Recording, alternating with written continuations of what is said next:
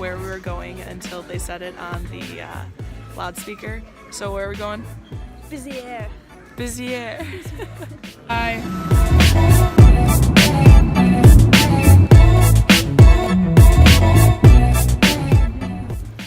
LOL, walking through the streets of Béziers. I have no idea where we're going, but we're gonna get there, and I'm not that worried about it, so we'll see, I guess. Okay guys, we made it to the Airbnb after about 13 hills, but we're here. Oh, come here. And we have a new friend. Oh,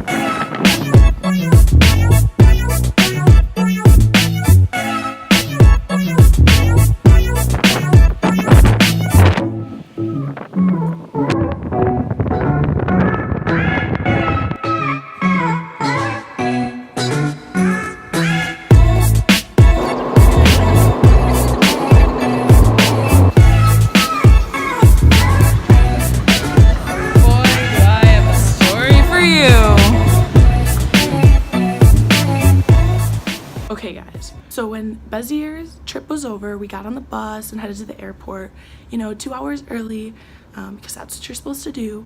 And when we got there, it was such a small airport that they weren't even letting people check in until a half hour before the flight. Well, we sat there for 2 hours, and our flight was running a half hour late, so Allie and I were just sitting there like, we have a train to catch.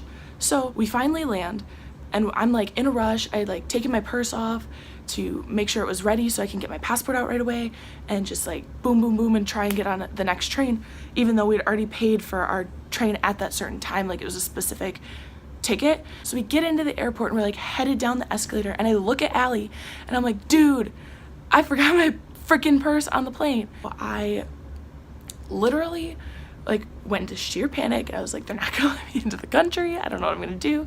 Like I need my purse. So I like turn around, but then I realized I'm on an escalator, like it's going down. We just kept walking and we got to passport check. I walked up to the person. I said, I don't have my passport. I left it on the plane.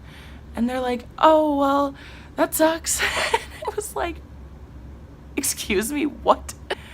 And they were like, oh, I'm just kidding. Like this happens all the time. No big deal. Just fill out an arrival card. And they take me up to the passport guy and he says, well, do you have a picture of your passport? I'm like, I think I do. So I'm like looking at my phone, like scroll, can't find it anywhere. Literally 20 minutes go by and the guy's like, dude, I've got other people to help, you need to step aside.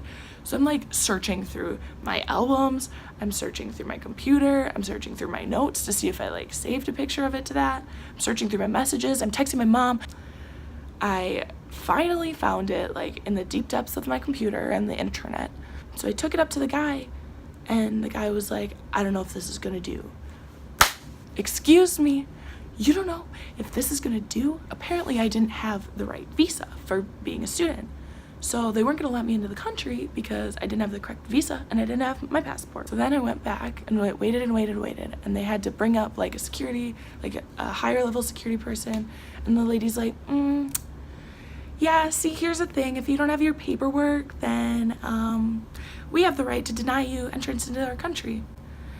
And I was like,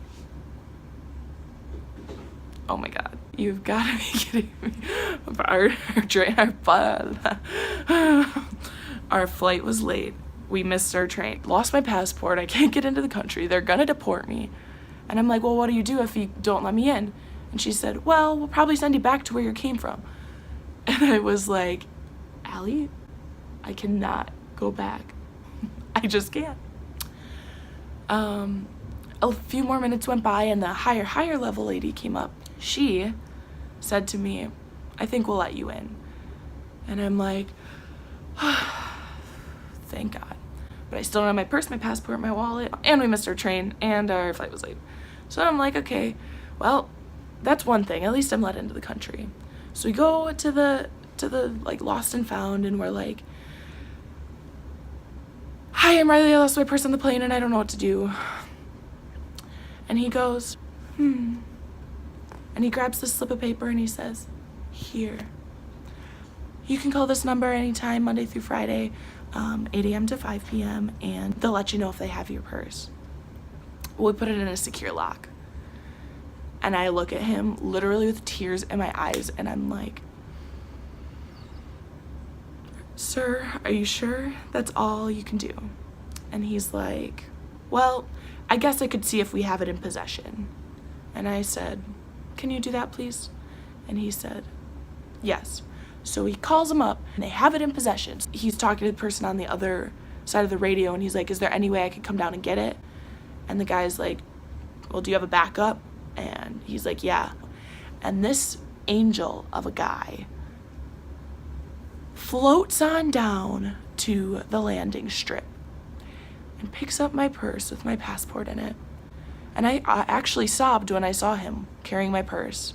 So I hugged this guy tighter than I've ever hugged even my mom, and off we went. So yeah, that's all, folks.